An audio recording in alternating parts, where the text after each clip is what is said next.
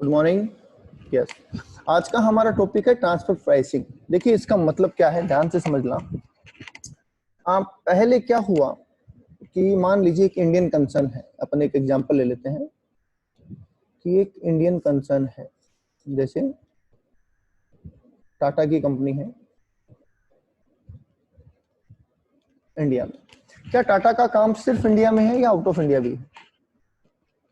टाटा का काम सिर्फ इंडिया में है या आउट ऑफ इंडिया भी?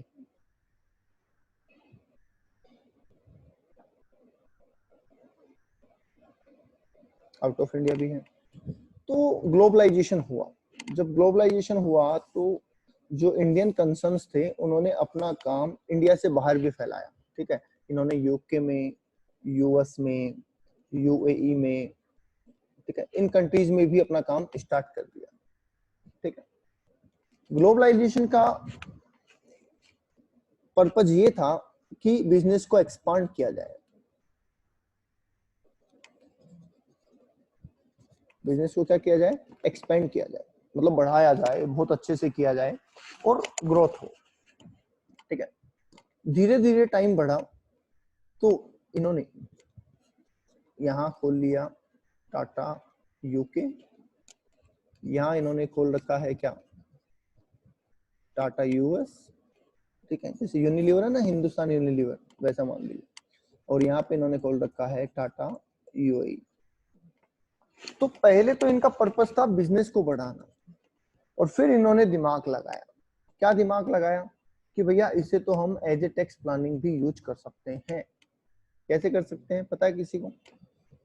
क्या हम हमारे इस बिजनेस रिलेशन को as a tax planning use कर सकते हैं? बोलो, कर सकते हैं क्या? कर सकते हैं। कैसे कर सकते हैं?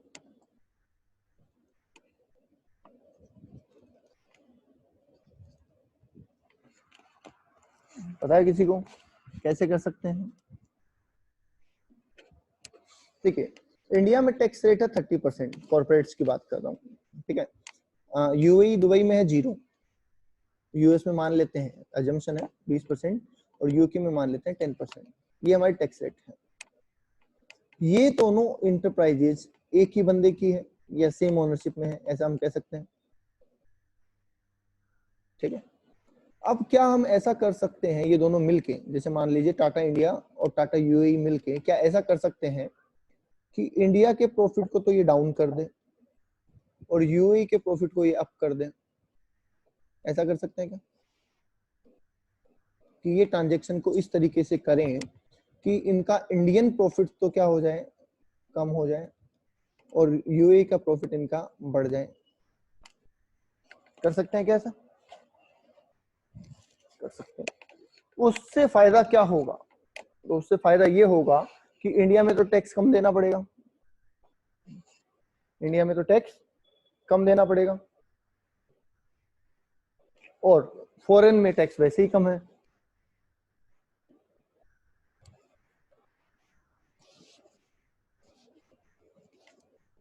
ना? हो जाएगा क्या? प्लानिंग हो जाएगी?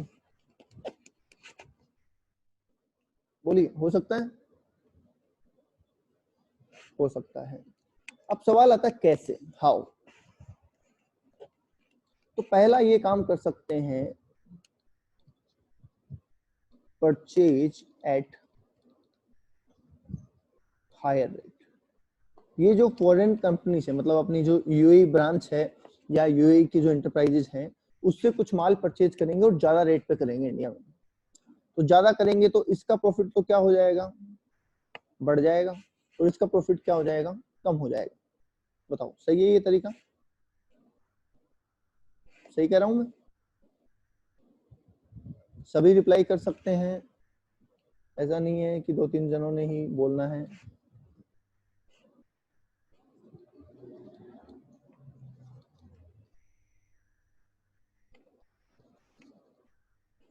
ओके, दूसरा तरीका, सेल एट लोअर वैल्यू। क्या इससे भी हो जाएगा कि इंडियन कंसर्न फॉरेन कंसर्न को कम वैल्यू पे सेल करें? क्या इससे भी हमारा पर्पस सोल्व हो रहा है?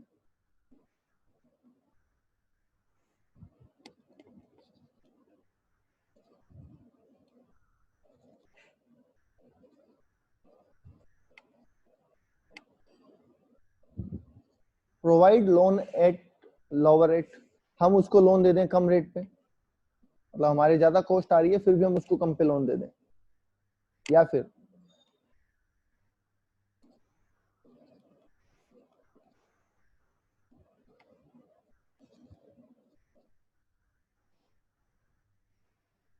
Loan taken at higher rate, हम उससे ज्यादा ब्याज पे पैसा ले लें जिससे हमारे खर्चे बढ़ जाएंगे तो हमारा प्रॉफिट कम हो जाएगा, उसकी इनकम ज्यादा हो जाएगी।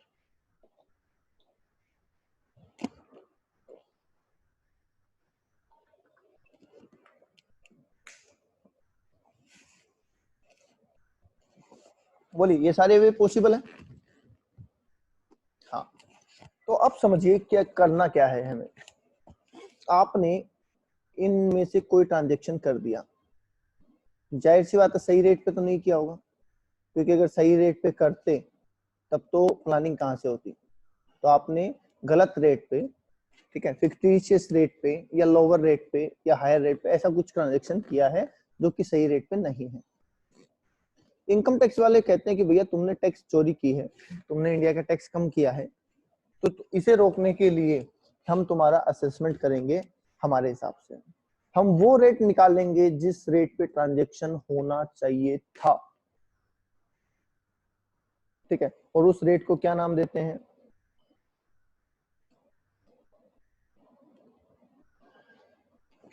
Transfer pricing. इस पूरी प्रोसेस को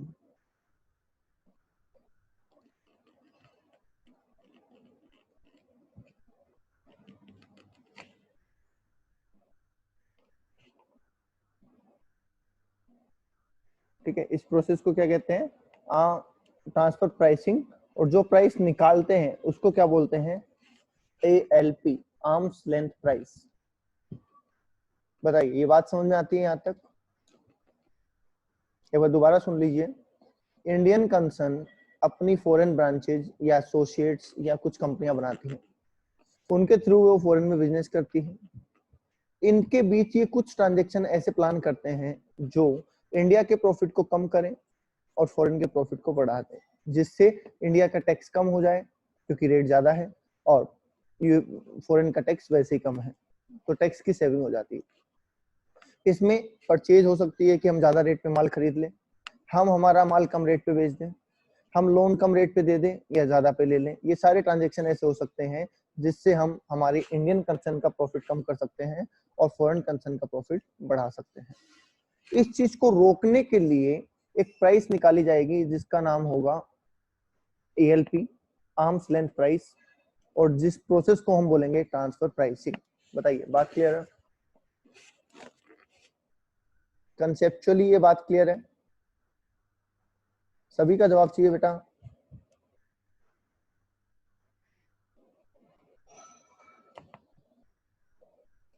ओके, अब चलते हैं आगे। अच्छा एक बात बताऊं, टाटा इंडिया है और टाटा UAE उसकी ही एसोसिएट या सिस्टर कंसर्न है, क्या ये किसी अनजान के साथ प्लानिंग कर सकते हैं?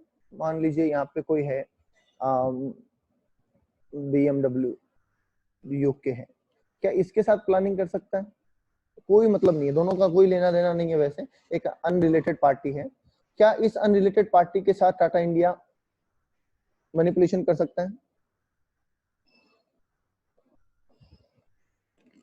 बोलिए कर सकता है क्या? क्या ये दोनों मिलकर मैनिपुलेशन कर सकते हैं?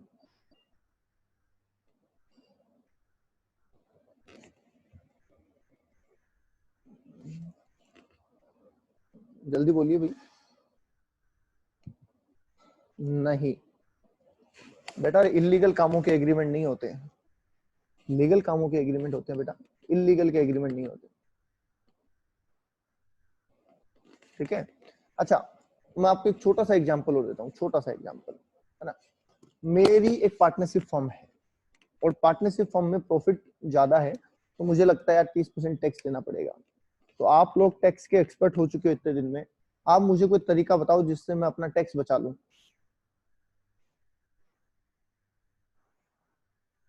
मेरी पार्टनरशिप फर्म है, प्रॉफिट है 8 लाख का, 30% मुझे टैक्स देना पड़ेगा, मैं चाहता हूँ अपना टैक्स बचा लूं, तो आप एक्सपर्ट, एज ए एक्सपर्ट मुझे एडवाइस करिए कि मुझे क्या करना चाहिए। कि मैं अपना टैक्स बचा सकूं, कम करा सकूं।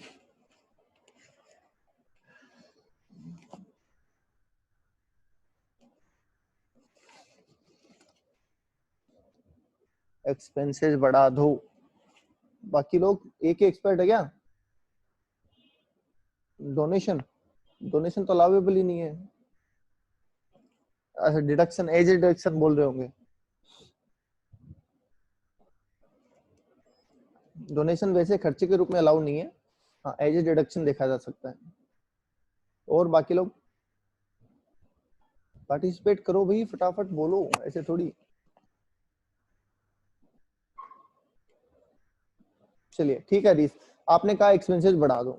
एक काम करते हैं, मैं अपने कुछ रिश्तेदारों को सैलरी दे देता हूँ, मतलब सैलरी का चेक दे देता हूँ और कैश वापस ले लेता हूँ। ऐसा कर सकता हूँ मैं हरीश? ऐसा कर सकते हैं बेटा?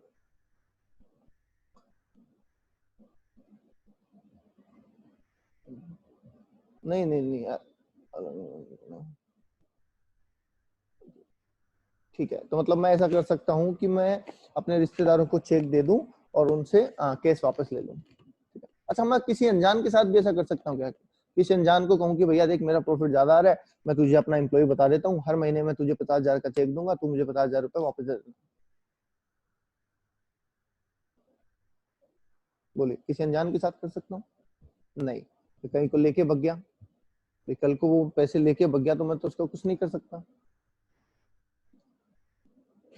इसलिए टैक्स प्लानिंग जब भी की जाती है तो वो नॉन में की जाती है कि कल को पैसा है घर में ही, ठीक है, और रिस्क भी नहीं है। ऐसा नहीं हम टैक्स बचाने के चक्कर में रिस्क ले बैठे। तो ये जो टैक्स प्लानिंग की जा रही है, ठीक है, ये देखो ये पार्टी है दोनों आपस में, इनको बोलते हैं, एक वर्ड यूज किया गया है यहाँ पे, एसोसिएट इंटरप्राइजेस। क्या वर्ड यूज किया गया है? Associate enterprises. और जिसके साथ हमारा रिलेशन नहीं है हम उसे क्या बोलते हैं? Non associate enterprises. समझ गए? तो हम प्लानिंग किसके साथ करेंगे, एसोसिएट या नॉन एसोसिएट, ये बोलो। हम प्लानिंग किसके साथ करेंगे, एसोसिएट इंटरप्राइजेस के साथ या नॉन एसोसिएट के साथ? एसोसिएट के साथ। तो ये बात आपको ध्यान रखनी है कि हम जो प्लानिंग करते हैं वो एसोसिएट के साथ ही करते हैं, नॉन एसोसिएट के साथ नहीं करते हैं। ठीक है, तो एएलपी के रूल वहां लगते हैं जहां ट्रांजेक्शन एसोसिएट के साथ हो। ठीक है, आई होप समझ गए होंगे आप। अब यहाँ पे कुछ डेफिनेशन है जिन पे स्ट्रेट फॉरवर्ड क्वेश्चन आते हैं हमारे एग्जाम में, तो वो हम कर लेते हैं। वो डेफिनेशन मैं आपको बता देता हूँ कैसे कैसे क्या क्या है। ठीक है, वैसे 1 to 1 पहले डेफिनेशन चलेगी, फिर प्रैक्टिकल्स आएंगे, तो ऐसे सारा सिस्टम ये चलेगा हमारा।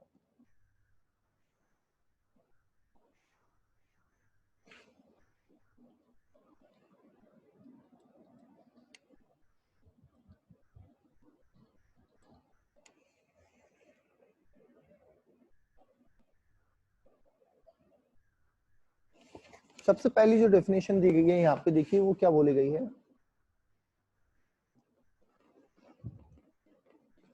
International transaction. सबसे पहली डेफिनेशन इसकी दी गई है कि इंटरनेशनल ट्रांजैक्शन क्या है। ठीक है, तो इंटरनेशनल ट्रांजैक्शन में दो तरीके के ट्रांजैक्शन डाले गए हैं। पहला वो जिसमें लिखा गया है ट्रांजैक्शन बिटवीन टू और मोर enterprises out of which one enterprise is in India and another in another outside India। तो ऐसा ट्रांजेक्शन जिसमें एक एसोसिएट दूसरी एसोसिएट के साथ डील करें। ए का मतलब है एसोसिएट इंटरप्राइजेस। ठीक, ये इंडिया में हो और ये आउट ऑफ इंडिया। अच्छा, दोनों इंडिया के बाहर हो। मुझे एक बात बताओ, अगर दोनों ही इंडिया के बाहर हो तो क्या इंडिया के टैक्स पे कोई फर्क पड़ेगा?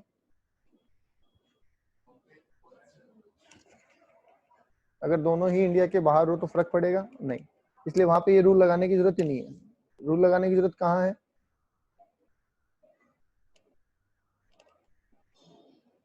रूल लगाने की जरूरत कहाँ है? जहां एक एसोसिएट हो और एक आउटसाइड इंडिया हो।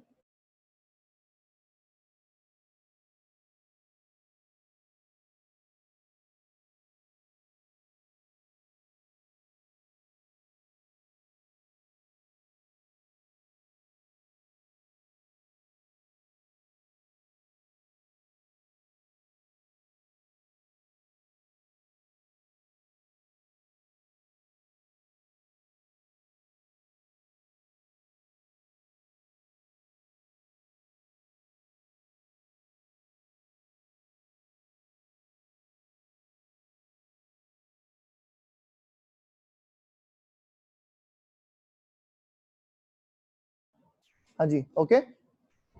तो इसलिए एक इंटरप्राइजेस का इंडिया में होना जरूरी है और एक या एक से ज्यादा आउटसाइड इंडिया जरूरी है। कई बार क्या होता है, ट्रांजेक्शन 2 के बीच में होता है और कई बार ट्रांजेक्शन 3 के बीच में होता है, तो वो ठीक है, वो कहाँ है, उनमें से एक तो इंडिया में होनी चाहिए और ये बाहर हो सकती है, कोई प्रॉब्लम नहीं। समझ गए? ये इसमें पहला पार्ट है। अब लोगों ने देखो यहाँ पे भी एक प्लानिंग करी है, मैं उसको समझाता हूँ आपको। टाटा इंडिया है, ठीक है, और यहाँ पे टाटा यूएसए है। टाटा इंडिया है और टाटा यूएसए है, और ये दोनों आपस में क्या है,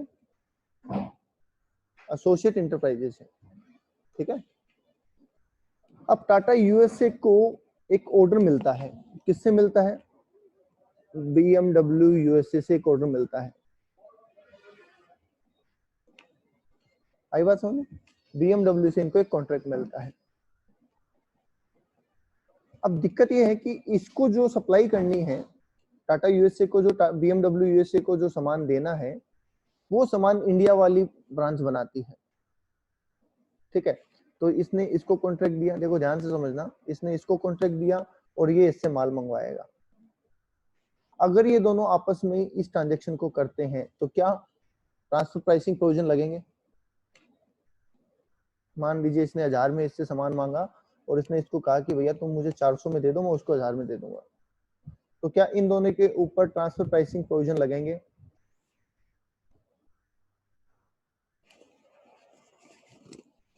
बोलो, लगेंगे या नहीं लगेंगे?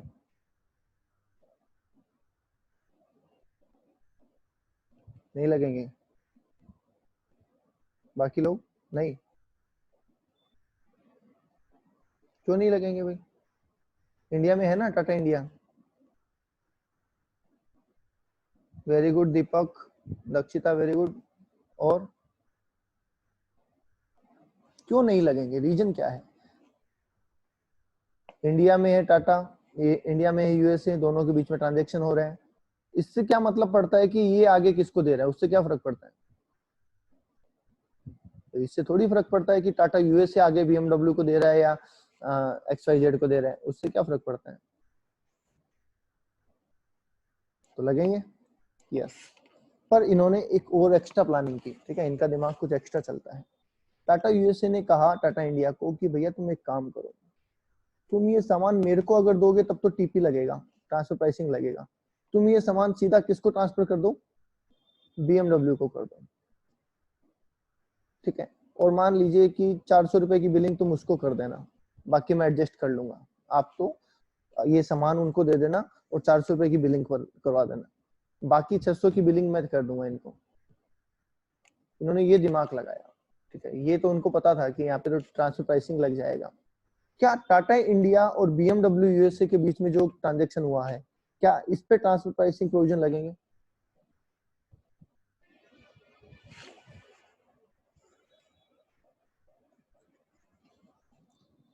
नहीं लगेंगे, ठीक है।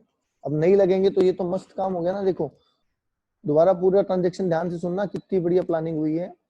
BMW यूएसए ने कॉन्ट्रैक्ट दिया टाटा यूएसए को 1000 रुपए में सामान खरीदने का,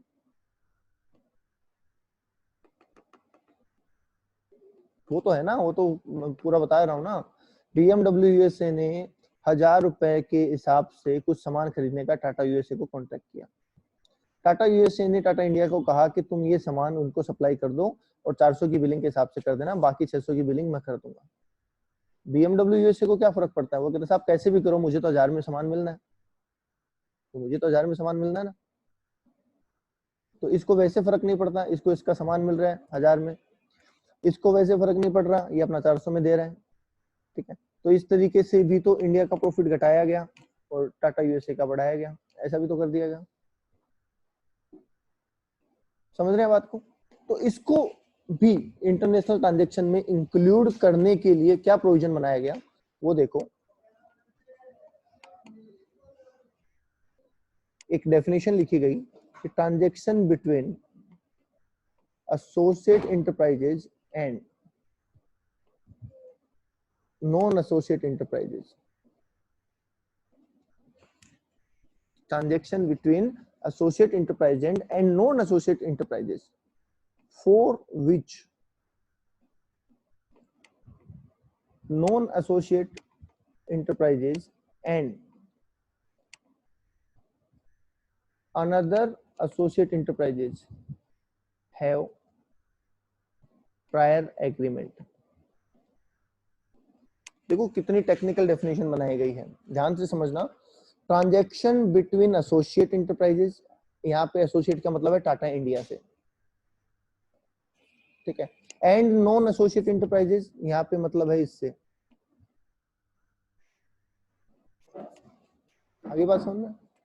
फॉर विच नॉन एसोसिएट मतलब ये, एंड अनदर एसोसिएट, तो ये कौन है, अनदर एसोसिएट, और इन दोनों का आपस में एग्रीमेंट है, तो ये ट्रांजैक्शन भी इंटरनेशनल ट्रांजैक्शन की कैटेगरी में कवर हो जाएगा। बताओ बात समझ में आ गई।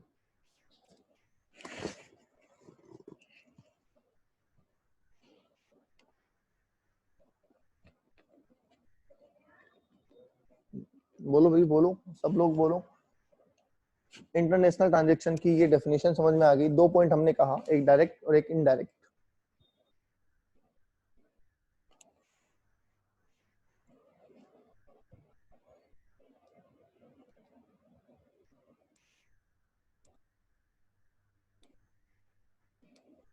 ओके, तो इंटरनेशनल ट्रांजैक्शन की जब डेफिनेशन पूछी जाएगी तो हमें ये 2 बातें बतानी है, ठीक है। वैसे बहुत सा इसका वो है थ्योरेटिकल, बहुत सारी बातें हैं, बट अभी आपको इंटरनेशनल ट्रांजैक्शन में 2 ही डेफिनेशन डिफाइन करनी है, और वैसे भी समझ में आ जानी चाहिए आपको प्रैक्टिकल अप्रोच भी।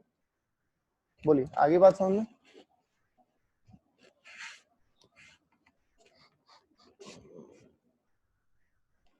ओके, अब सवाल एक और उठता है, क्या टैक्स प्लानिंग होने के लिए एक ऑर्गेनाइजेशन का इंडिया में होना और एक का आउट ऑफ इंडिया होना जरूरी है?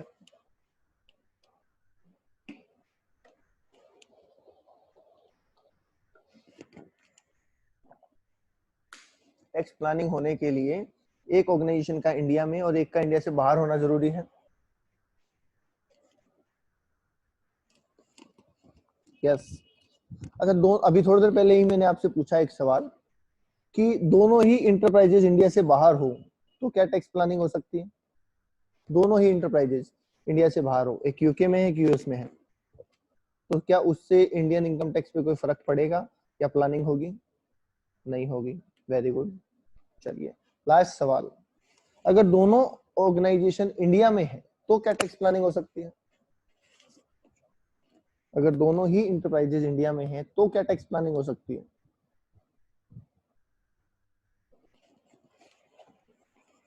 बोलो।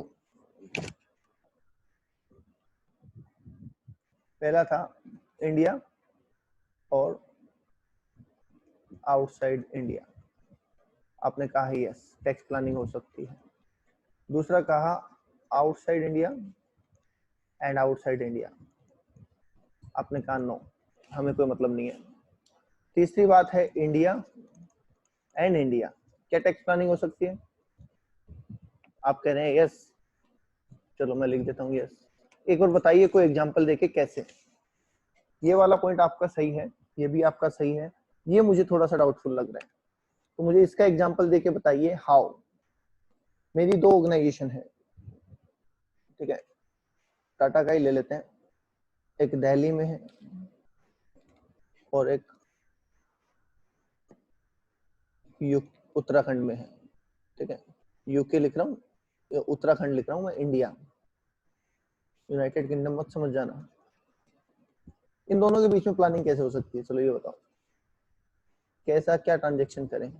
आप कह रहे हैं हो सकती है, कैसे, हाउ?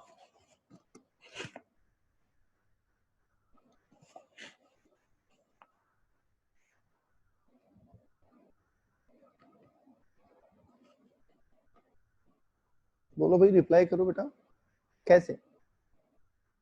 इन दोनों के बीच में टैक्स प्लानिंग, इंडिया, हमने बोला ना इंडिया और इंडिया, इन दोनों में टैक्स प्लानिंग कैसे हो सकती है?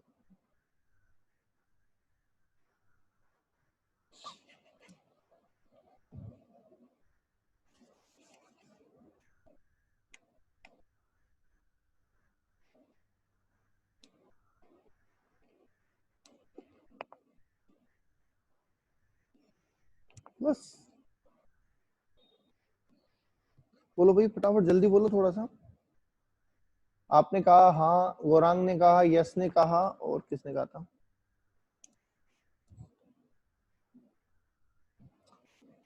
हर्ष ने कहा था। तीन लोगों ने तो कहा ही था स्पेशली कि हाँ सर, इंडिया और इंडिया में भी प्लानिंग हो सकती है। देन हाउ, कैसे हो सकती है?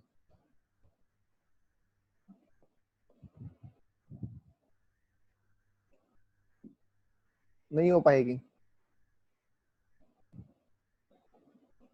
फटाफट जल्दी सब रिप्लाई करो भाई, एक इंटरप्राइजेज लोग दिखाकर क्या फर्क पड़ेगा? कैसे दिखाएंगे? मान लीजिए ये कह रहे हैं कि साहब इसमें लॉस दिखाएं, कैसे दिखाएं? ये इसको सेल कर देगी, ऐसा लिख देता हूं मैं, सेल एट लोअर प्राइस, ऐसे ही बोल रहे हैं आप, ट्रांजेक्शन तो होना चाहिए ना। सेल एट लोअर प्राइस करेंगे तो इसका प्रॉफिट घटेगा, इसका प्रॉफिट बढ़ेगा, रहे तो दोनों इंडिया में, तो वो 30% टैक्स इसका बच जाएगा और इस पे 30% लग जाएगा। सेविंग काउंट, अंतिमा, चित्रंजन, सोनाली, निकिता,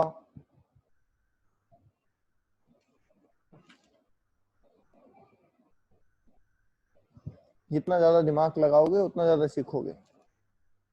बोलो।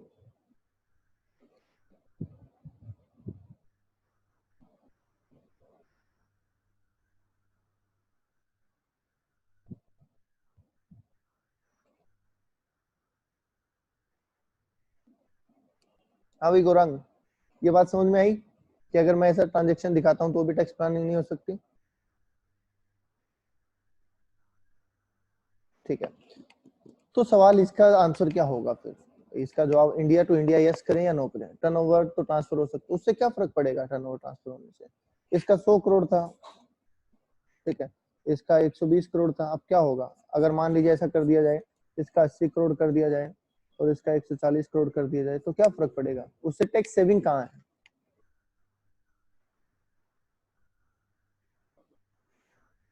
समझ रहे? ये प्लानिंग कोई छोटे मोटे अमाउंट के लिए नहीं की जाती, प्लानिंग बहुत बड़े अमाउंट के लिए की जाती है, ऐसा नहीं 1-2 लाख रुपए के लिए करते हैं, ठीक है। तो इसका मतलब आपका ये एग्जांपल तो फेल है, आप जो ये सोच रहे हैं वो वाला तो पॉसिबल नहीं है, पर ये आंसर सही है। वैसे ही आपका तुक्का था, पर ये आंसर सही है, ठीक है। ऐसे प्लानिंग हो सकती है, कैसे?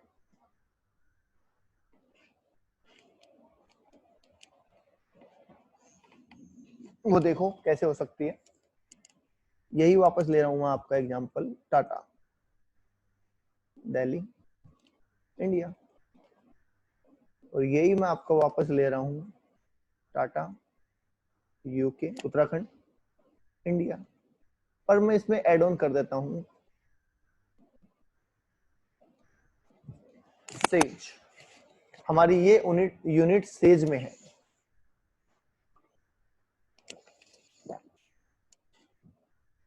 अब हो सकती है प्लानिंग। हमारी ये यूनिट क्या है, सेज में, अब प्लानिंग हो सकती है। अगर मैं अब ये करूं कि इसका प्रॉफिट डाउन करूं और इसका प्रॉफिट अप करूं, तो मुझे टैक्स सेविंग हो सकती है। बोलो, हो सकती है नहीं हो सकती?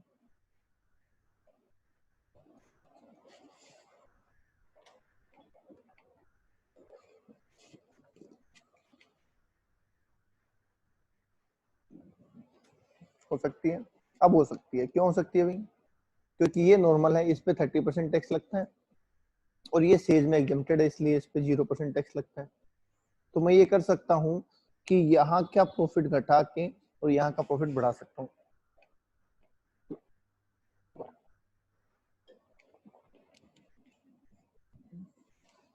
ठीक है, तो हमारा जो आंसर होना चाहिए वो बेस्ड ऑन सम स्पेसिफिकेशन होना चाहिए, ऐसे तुक्का नहीं होना चाहिए। तो ऐसे ट्रांजेक्शन, अब देखिए इसका मैं एग्जांपल देता हूँ आपको। पहला एग्जांपल हो गया कि ये यूनिट हमारी किस में है, सेज में है। दूसरा एग्जांपल, ये यूनिट 80 IA, IB, 80 IC ऐसे किसी एग्जाम्शन में हो, डिडक्शन ऐसी हो, इसके लिए एलिजिबल। तीसरा हो सकता है रिश्तेदार को, जो हम पढ़ते हैं ना BNP में 40A2, कि रिश्तेदार को हम ज्यादा माल सस्ते में बेच दें, तो ऐसा कर सकते हैं। तो ये हम कई बातें यहाँ पे कर सकते हैं जिनसे हमारा टैक्स सेविंग हो सकता है, और इन ट्रांजैक्शन को नाम दिया गया है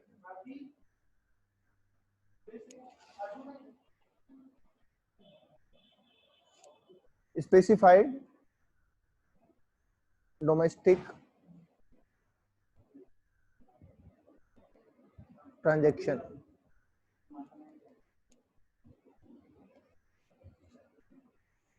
ठीक है, इसको क्या नाम दिया गया है? Specified domestic transaction, SDT। ठीक है, क्या नाम दिया गया इसको? SDT। आई बात समझ में? तो इतनी देर से मैं जो समझाना चाह रहा हूं वो ये है कि ये इंटरनेशनल ट्रांजैक्शन में कवर होता है, ये कहीं कवर करने की जरूरत नहीं है, और ये SDT में कवर होता है, स्पेसिफाइड डोमेस्टिक ट्रांजैक्शन।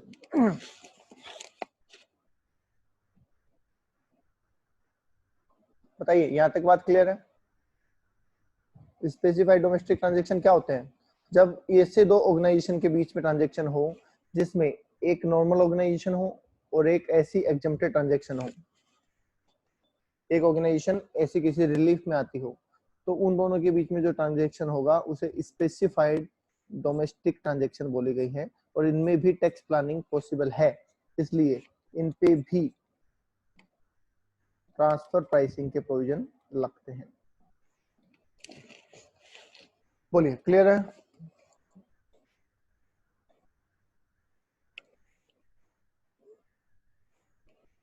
कुछ नया मिला पढ़ने को, मजा आया?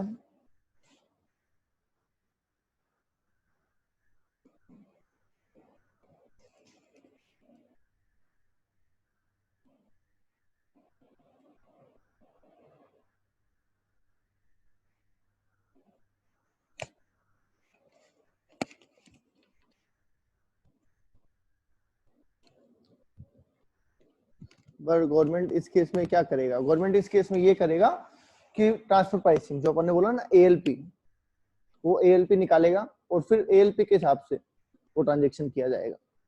ठीक है, मतलब आप कहते हैं साहब मैंने माल बेचा 100 रुपए में, गवर्नमेंट कहती है नहीं हमारे हिसाब से तो 140 में बिकना चाहिए था, तो वो 40 रुपए पे आपसे टैक्स चार्ज करेगी।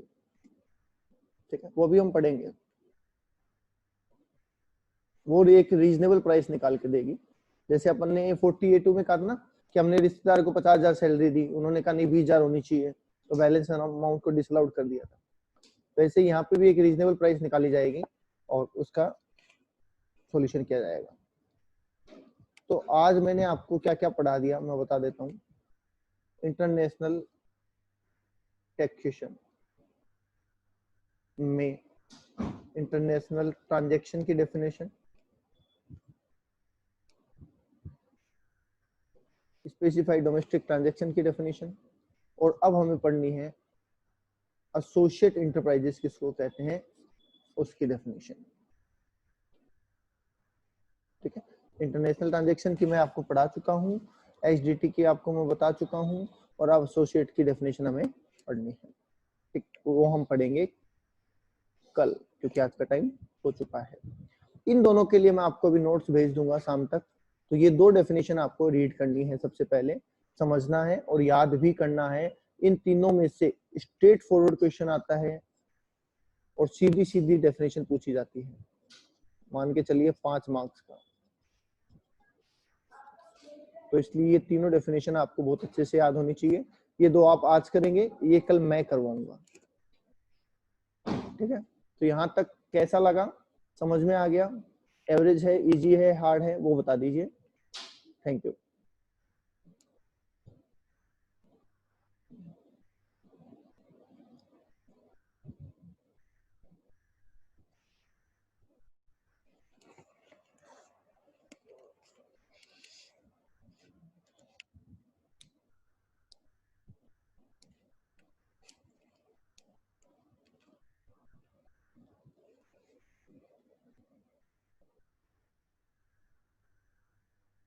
Okay, thank you.